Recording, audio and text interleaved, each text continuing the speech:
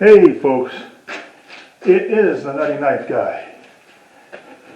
See if I can adjust you a little better. Happy New Year, almost. In Ohio it's not New Year's yet. Lighting is going to be a little off because it's in the middle of the night and I'm in my garage. Hadn't planned on doing a video tonight. I was just going to do skip the holidays and do one next Sunday. But something occurred to me. I'm a horrible guy to buy for Christmas. My family pretty much does not understand any of my hobbies. I'm the only artist in the family. I'm the only writer in the family. I'm the only Nutty Knife Guy in the family. And I'm horrible to buy Christmas presents for. So basically what they do is they usually give me money and say buy something that you like. And I bought a few things that I liked.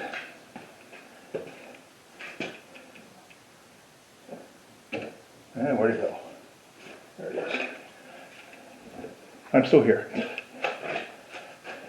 Two of them came today, some of them are not here yet. One is this cold steel front heel hawk, which I will customize. I already put a little handle rep on it just to remind me where my hand is. So I know if I'm about to come off the handle, but we'll talk about that later. But what inspired tonight's video is this Kubi scimitar knife. I forget the model number, I will put it in the description. And this will eventually go out to the war post. But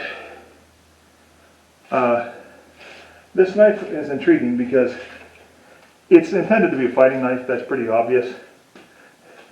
It doesn't have much other concerns. I mean, it's a knife, you could feather stick with it, you could camp with it.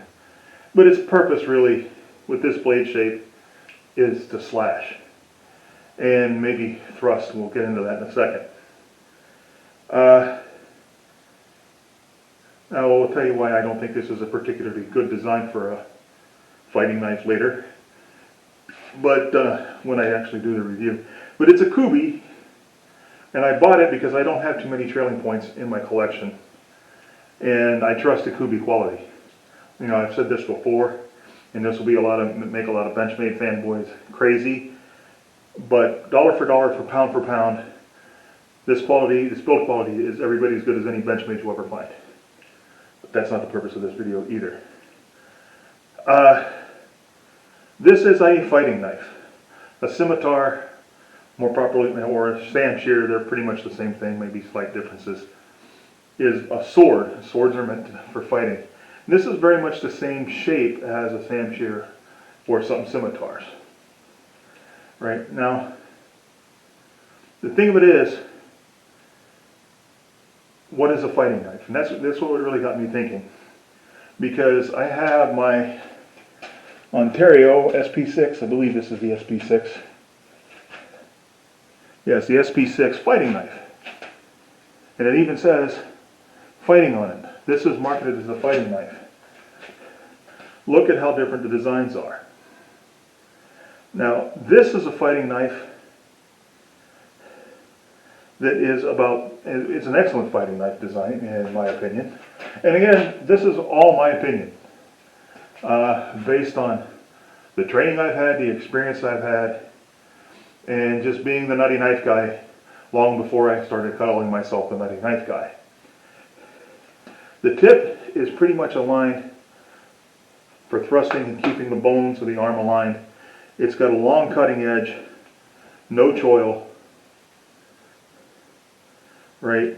I would prefer a better guard, but this is long enough, just barely in the little cleft, where you might wind up parrying blade to blade and need something to protect your fingers from a blade coming down. That's not necessarily part of being a fighting knife, but if you get above about 6.5 to 7 inches, parrying weapons on a blade to blade becomes a possibility, and you want a guard. Now notice, this blade is not aligned for straight thrust. If you're thrusting with this, they'd better come from an angle. Right? Now this could also, they call it a fighting knife, but I think this could also be called a combat knife. Combat knife, and I'm paraphrasing the great Donnie B all day, may honor and praise be heaped upon his name, is something that you can use, obviously, to fight with. But at the same time, never mind my dragon in the background, it's useful as a tool. Getting a little surface rust on this cutting edge here. But anyway, it's broad enough that you could dig with it. It's thick enough, and it's 1095 steel. You could pry with it if you absolutely got it. I know knife people, pry with a knife? Are you nuts? Hey, if you're in a combat environment or any kind of, here comes that hated word, tactical environment, you never know what you're going to have to do. Pry open a window. Pry open a door, even a storm door that gets in your way. Police officers, if you've been in that kind of job, or even security, armed security, like when it's like housing projects and stuff like that, prying windows open, shit happens, okay? But this, when it comes to the fighting aspect, is what we're really talking, is pretty much 50-50 on the slash and the thrust. And it's long enough and has enough weight that you could chop with it. There's a difference between a slash and a chop. Slash draws through, chop goes straight in. Slash will come through at an angle, pull the blade through, chop goes straight in, straight out. They both have their uses. This can do all of that. Excellent fighting design, in my opinion. This one, on the other hand, now, by the way, I know I'm going to do a full review on this, but I'm not knocking Kubi. Kubi makes great stuff. This design as a fighter is not very good. We're going to discuss why it's not other than the tip alignment here, after I show you some other knives. But the thing of it is, like I said, I didn't have too many trailing points in the combination in the collection, and this looks fantastic. I love the way this looks. It's got kind of a weird combination, satin and brushed finish. Excuse me, stonewash finish. They say stonewashed, but it's more like a satin / bead blast type of thing. And I love the way this feels. If they would give me, say, a nice spear point with this blade, with this handle, oh my goodness. Because this handle, and this is nice for a fighting knife, and it's almost like they measured my hand. My finger falls right into that choil. My pinky comes right here and makes contact with that bird's beak. It's got the jimping. As a handling, it's nimble and it's intuitive, and that's great. Right? And it's easy to manipulate. But the thing is this, the point is questionable. I'm going to have to be really careful when I war post this not to break this tip. It's thick down through here. It's probably 1/8 of an inch, but then it tapers down to almost nothing behind the point, and that's worrisome. But this is basically an Indo-European or Indo-Persian design, and a lot of their swords and knives are slash centric. Probably because of the warmer environment, they didn't wear so much heavy clothing and body armor. In most cases, especially the heavy clothing, so slashing was more practical. It's like 50 degrees now in Ohio. Last week, like a lot of the country, it was sub-zero. People wearing Carhartt hunting jackets and sweatshirts and all kinds of clothing. Slashing through that, even with this big old curve, is problematic. But these Indo-Persian designs are fighting knives, but they're very, very slash-centric. Probably 80-20. 80% slash, 20% thrust, if that on the thrust. But it's a fighting knife. But where you're fighting and how you fight with it determines the design, right? And how, of course, where you're fighting determines how you're going to fight. So the more traditional European designs are either more balanced slash and thrust, and a lot of them are just straight thrusters. I don't bring any of my actual daggers like the Sykes Fairbrain up with me this time. But they're designed for more thrusting to get through heavy clothing and whatnot. Okay, now put this down for a second. Then you have this beastie. This is a Timber Rattler. I believe this is the Timber Rattler Outlaw Bowie. This is a budget blade. It's considered a knife. Some people would actually get this in the sword category. We're going to call it a knife, and you could even call it a combat knife because it's a useful tool. You can do a lot of utilitarian things. You can bring down trees with this thing if you've gotta. You can certainly dig with it. It's got a big white blade, but primarily I think it's designed for fighting. You can slash with it.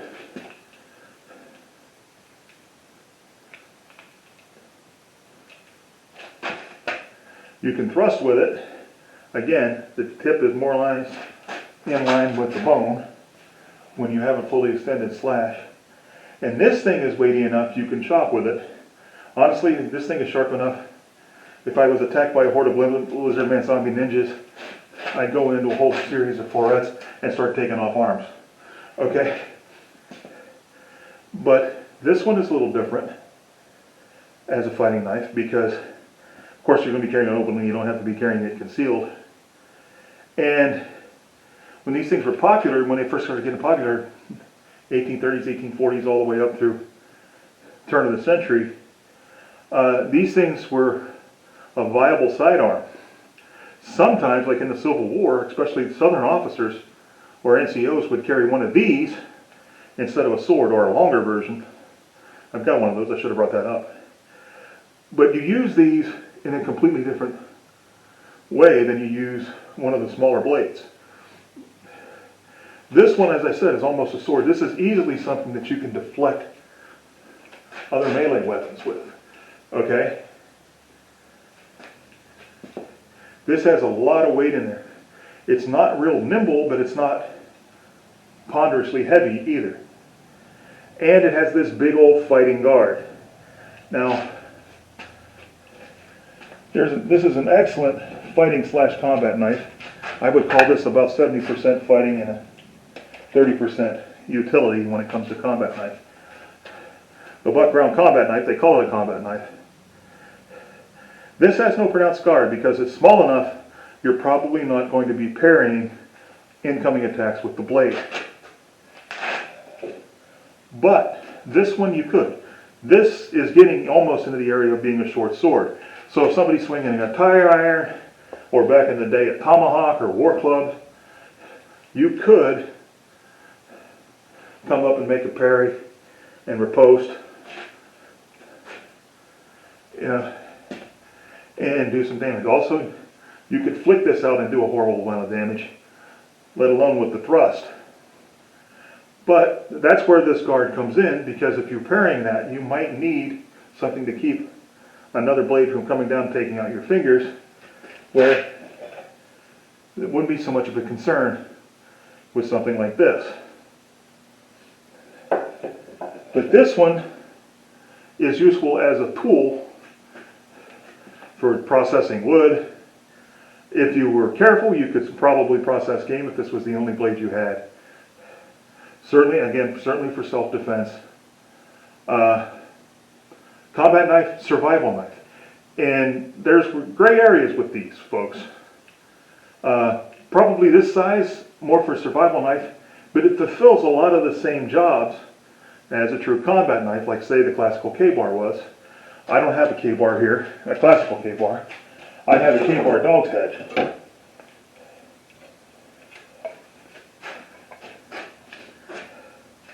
Now, of course, this has been used as a combat knife forever. It's iconic. It's basically the same as the classical Marine Corps K-bar, except it's got a different pommel and a straight guard. I really don't like those, the guard curving towards my hand on a Classics. It's relatively light, it's nimble, so you can fight with it pretty easily. But at the same time, God knows, it's been used to dig up landmines, open sea ration crates back in the day. It's a little, in my opinion, it's a little bit thin for utility work, but that's the design. It was popular with the Marine Corps, and it's still been popular with all military services, despite some flaws which have been gone into before. Right? So this combat knife, you can dig with it. You can certainly cut with it. You can pry with it if you gotta. It's, well made. This 1095 Pro Van is great stuff. Not my favorite, right? But as opposed, I'm going to get a different bowie out. This is a Cisco bowie, and I did a little rough customization on this one. This is, in case you look for the Cisco, it does look like this. I wanted to have it that modified when somebody was bored at the campfire back in the day look. But this one is kind of in between this one, which we'll get to in a minute, and that great big huge heavy timber rattler. This one, again, you can certainly fight with it. Yeah. But it's carbon steel and it's thick enough that you can chop. Not as well as that one, and it's big enough that you can defend against attack. It's got a fighting guard to deflect those things, to deflect incoming blades. Now, that's also a survival / utility knife. And then you have this thing. This is another Cisco. This is real Damascus, even though I doubted that in another video.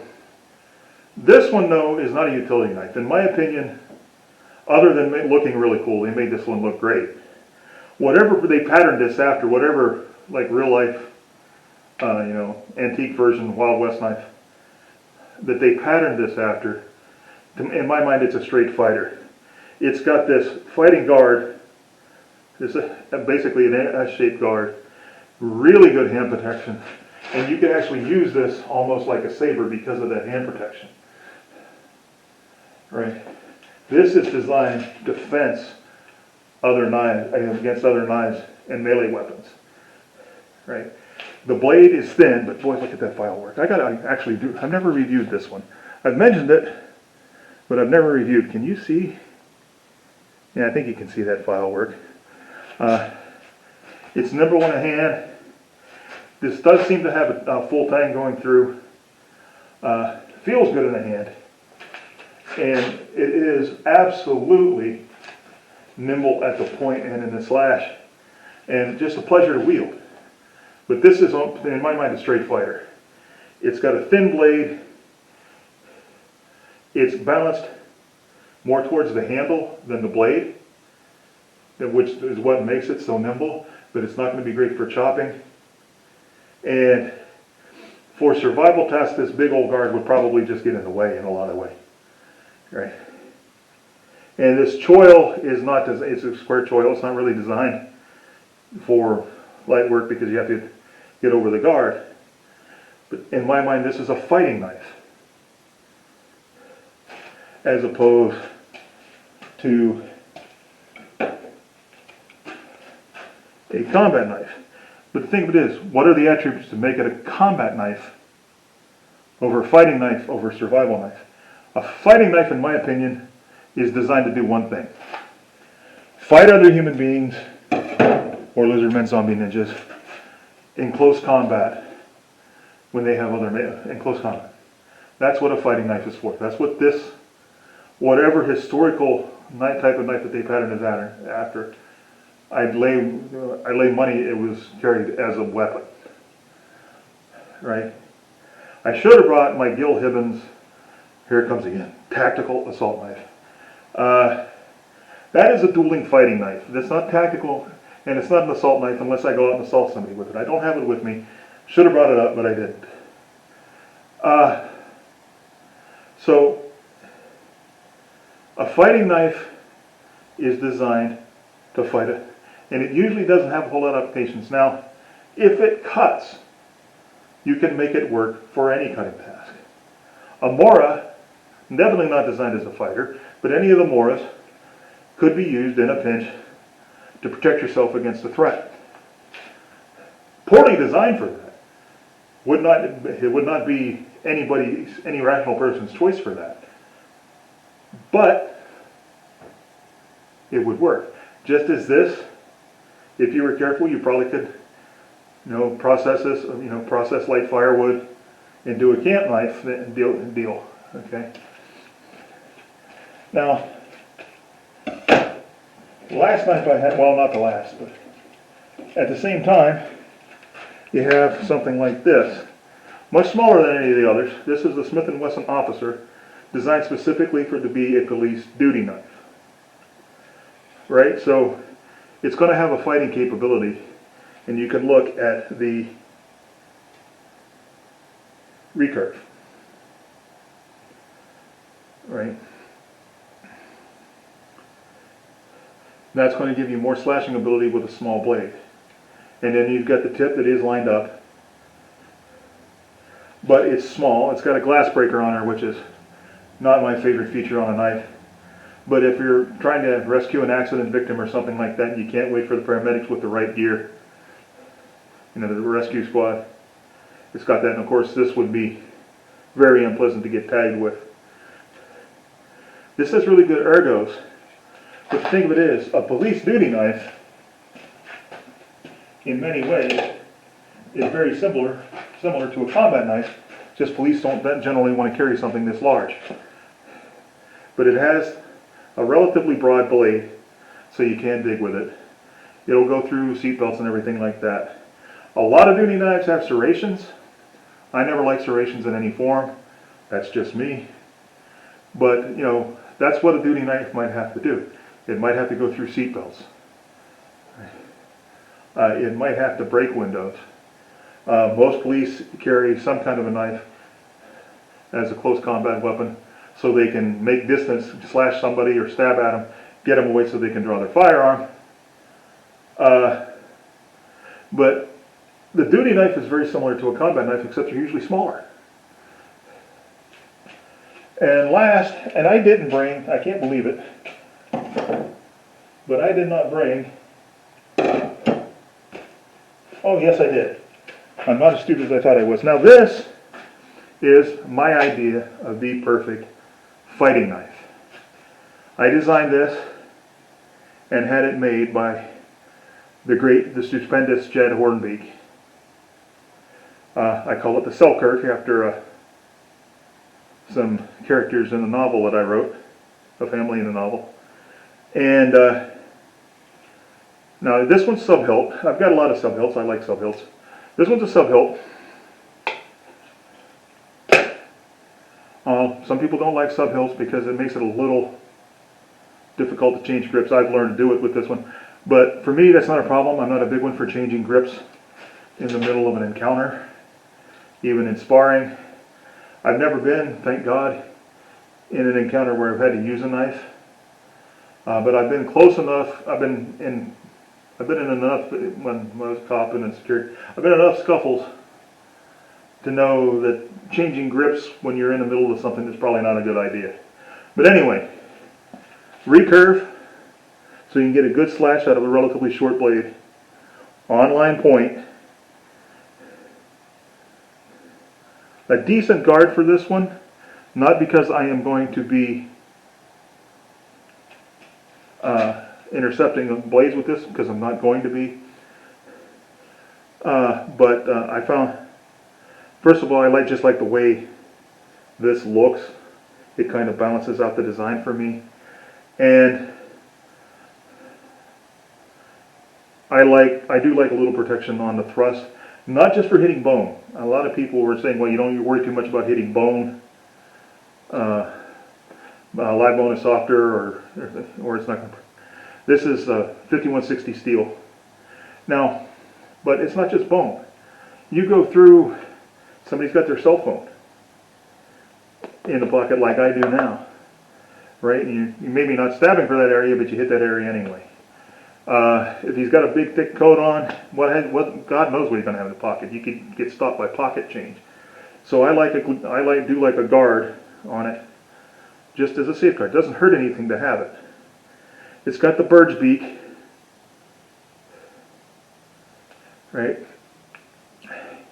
And its balance is so you can slash, you can thrust, no problem. It's 50-50. And the sub-hilt, for me also, if you're just going to do the jabs, this kind of acts like a fulcrum, and it gives you a little bit more English on those flick cuts or jabs. But this is a pure fighter. Now, again, it's got a broad blade, yeah, you can do other things with it. But a fighting knife is designed for personal protection and fighting. And that's where I think where things get blurred with a combat knife. I think what combat is naming combat environment, not the actual act of combat. Right? So you're a Marine in World War II.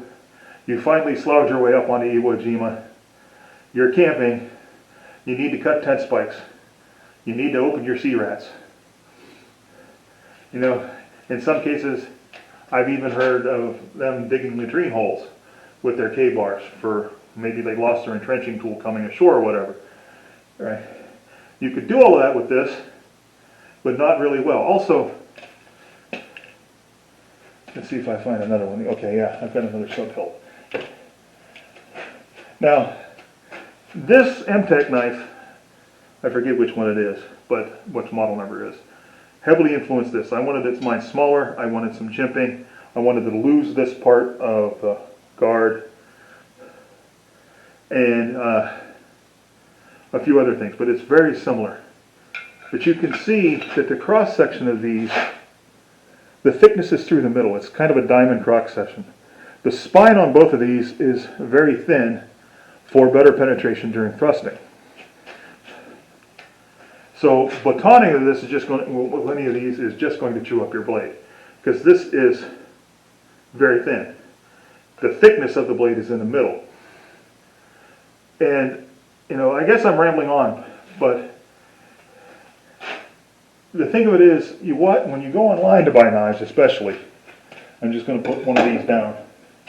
When you go online to buy knives, they're calling them outdoor knives. They're calling them survival knives. Rarely do they call them fighting knives, because that's just not woke. Self-defense knives sometimes you see. Tactical knives is everywhere. And to paraphrase Princess Bride, tactical. I do not think, well, you know what that word means. So, a fighting knife is something that is for fighting. And that's all. And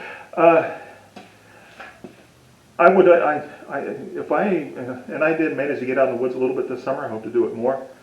As much as I love this blade, I designed this blade.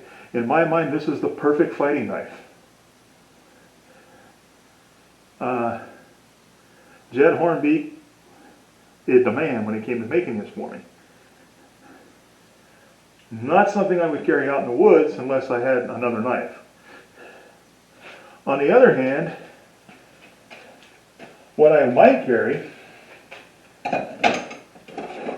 if I was only going to take one knife out in the woods, is the ones I have here. I just kind of grabbed a few for examples on the fly. I didn't really think too much about it. I would have brought other knives. Of the knives that I showed you tonight, what I would go into a camping trip with is this one.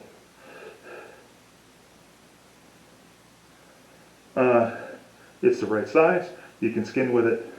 You can fight with it if you gotta. You can use this thing to pound stuff. It's got a guard, so if you are doing some downward thrusting to make some holes or something like that, you can bushcraft with this. You can camp with it. You can fight with it, which was, like as I said, a combat knife. a combat situation, in a war zone, in a combat area, your soldiers often are camping before and after fights, in between fights. So they use their knife as a camp knife. It just has to be more robust than your average camp knife, because they have to, well, it doesn't necessarily have to be more robust, but it has to be robust enough to take whatever they throw at it, because this might be the only tool they have to do everything. Now, granted, even on a camping trip, if this is the only tool you have to do everything, you probably didn't plan too well. But a lot of the times, people in the field, and even police officers, don't have any control over that. There are still departments out there that won't let their officers carry any knife. Crazy, but it's true. Right? So, you know, if you've lost your entrenching tool, or it's broken at the moment and you need to perform a digging task, right? You don't have a pry bar and you've got to get the crate of whatever supply open, this might be it. The knife you have is the knife you have. Of the knives I showed you tonight, this is the one I would want to take with me. Either that or the officer, the little one, because they're a jack of all trades. Now, this other one,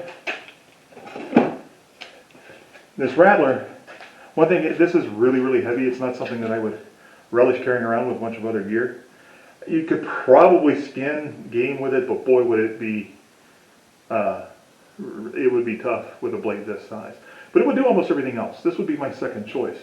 But any of the fighting knives, could I make them work if that was what I had with me? Yeah. But it's not what I would want to take with me. Fighting knives are for fighting. Now, all of this seems like common sense, but there seems to be a lot of confusion with words like tactical and combat and outdoor and survival. And I wanted to clear up the one thing. I wanted to clear up one of those. Primarily designed for fighting is a fighting knife. Right. Alright. Get this one, and get this one. Alright.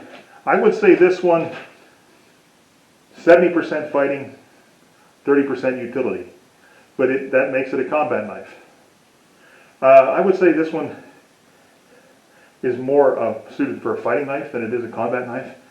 But you can perform all the different utilitarian tasks with this that you need to. And so, combat knife. And then this one, including batoning. Even though the blade does thin out a little bit, you can make it work. This one, mostly fighter. You can make it work as a combat knife though, even though they call it a fighting knife. It's got the 90-degree spine. I've actually tried this with a ferro rod. It works. Right, so this would be another, and I would call this one a combat knife because you could perform all of those different camp tasks and also get the fighting thing done. This one, on the other hand, pure fighter. It really wouldn't work too well as a camp knife. But again, if it cuts, you can make it work. You can make it knife, as Donnie B. Allday would say. All of these things could be used to survive. They could be used to fight. They could be used for bushcraft. But you look at the design of things, and it'll tell you about, but you have to look at the design to tell you what it's for. Everything is tactical now. I've been having a lot of fun with that lately. Right, you've got I even did a video about the tactical butter knife, so you can spread your tactical peanut butter on your tactical toast. Everything is tactical now. It drives me insane. There's nothing tactical about this. Right? This one, it's a little bit tactical. It's not gonna. It doesn't glint in the sun. It doesn't. It doesn't reflect light that well. It's got a good solid grip on it in case your hands are wet. right? You could call this a tactical knife, but it really is a combat knife. A tactical knife, I don't even really know what a tactical knife is, because you're using it to you're using that knife to execute their given set of tactics. That's would be what a tactical knife does. So if you're executing any tactic and you're using a knife, it's a tactical knife. Like I said, I know this is just a rant, and it might not even make any sense, but what I'm saying is marketing departments, when they sell these knives, they come up with names that sound good. They want to call it a survival knife. But is it? I got another Christmas gift that I didn't have, is they bought me a set of the Cold Steel Bushcraft 2-pack that you see at Walmart, and you will see those. But it says Bushcraft, and okay, these are presents, and I am grateful. I think I'm going to have a lot of fun with them. But because they say these things Bushcraft are Bushcraft, then they have thin blades made out of 3CR13 steel. Now, you guys know I'm not a steel snob, but a Bushcraft knife that's thin and made out of questionable steel? Really? But people don't understand survival knife. They really don't know what a camp knife is. It doesn't sound like a survival knife. Those things will probably make good camp knives. For clearing light brush, they could probably process your food. I don't know yet. I'll test them and we'll let you know. But the biggest thing about this is, like I said, fighting knives are for fighting. It's simple, but people seem to want to complicate it a lot. Just look at the attributes. How's the tip aligned? Where's the balance? Is it really heavy for chopping? Yeah. Where's the balance? Is it really blade heavy? Probably not going to be a good fighting knife, because you're not going to be able to recover fast enough. Now that buoy is about as heavy and blade heavy. The Timber Rattler is about as heavy as I want to get. I think that's a Timber Rattler Renegade, but it's Timber, right? And it wouldn't be my first choice to fight with a knife because it is so heavy and blade. But the design attributes, that big fighting guard, the bird's beak handle, the tip is pretty straight. The tip is pretty well aligned. That has the attributes to me of a fighting knife. The Cisco is a simple fighting knife all day long. So you got to look at the design of it. And marketing departments for these companies will call them anything. They'll call them, they'll use words like tactical. They'll use words like combat when it doesn't have anything to do with combat. What's another one? Outdoor knife. Well, I mean, that's every hunting knife. That's every bushcraft knife. That's every camp knife. It's a meaningless term. Of course, there's combat knife. That's a big one now.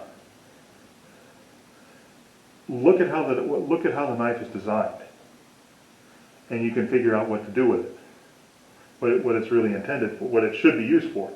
And there's a lot of times too where I think people will call something a survival knife. Okay, what did I do with the Kubi? Okay.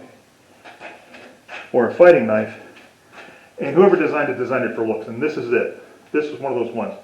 This looks fabulous, and it feels good in the hand. I will give it that. But this is a fighting knife, and it's a piss poor design for a fighting knife. Like I said, I'll get into this. But I actually got this when I was messing around with this. I opened a pack of frozen mixed vegetables, and this thing was like super, super, super sharp. And it did just almost, I barely had to touch the bag. Oh, but open it. But the first time I did it, I snagged on this thing. Right? This thing is designed for these downward slashes, and this will get caught on clothing. This gets caught in the denim jacket, and it could pull it right out of your hand. And there's no reason for it to be there other than it looks good. Now, see, I didn't break skin, but I just caught my finger on this thing, playing around with it. Right? This would be much better off with a little tiny sharpening choil about right here, and just taking this whole blade and bringing it down. If I was forced to have to carry this thing, I would probably reprofile it, get rid of this spur, and just grind the blade all the way down. Yeah, I did catch myself on that burr. No reason for that to be there. It's stupid. Now again, I bought this knife. I bought this knife for look. I think it's going to be one of my favorites to practice with and play with. It feels great. But whoever designed this as a fighter, if they did, I think they just designed it for looks. But I mean, this style of Indo-Persian blade is a fighting blade. And as far as I'm concerned, okay, I mean, somebody may disagree, but nobody sat there and put this in. What are people actually going to use this for?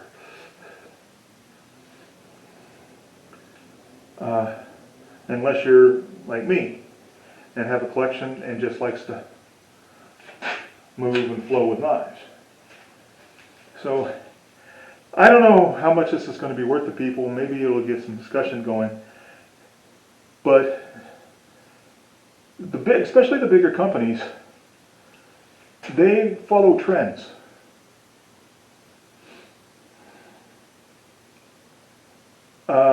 Is that a harsh thing to say? Yeah. But they'll follow trends, and they'll design things that look like knives that are on movies. They'll call them things. They'll call them extreme. That's the word I was looking for earlier. They'll call them tactical. Combat, commando, special forces. What is it? United Cutlery has a deal with the United States Marine Corps to brand anything Marine Corps. Marine Corps gets a cut. Yay for them. They can get the right equipment and training they need. I have no problem with them doing that. But they make but I think it's United. Yeah, United Cutlery makes a knockoff K-bar, says Marines on it, that is not a real K-bar. Looks like a real K-bar, but it ain't a 1095 Pro-Van steel. Costs a lot less, but it's branded Marines. And that's the thing. Just look at how they're designed, look at what they're made of, and apply a little common sense of what you can actually use them for. So that's it for the rant, and I will leave you with my usual admonishment too. Draw your knives only in just purpose, sheathe them only with honor, and remember that without knives, life would be dull and pointless. Please like, share, and subscribe. That helps me out a lot. It feeds the almighty YouTube algorithm. All hail the algorithm. And I bid you goodbye.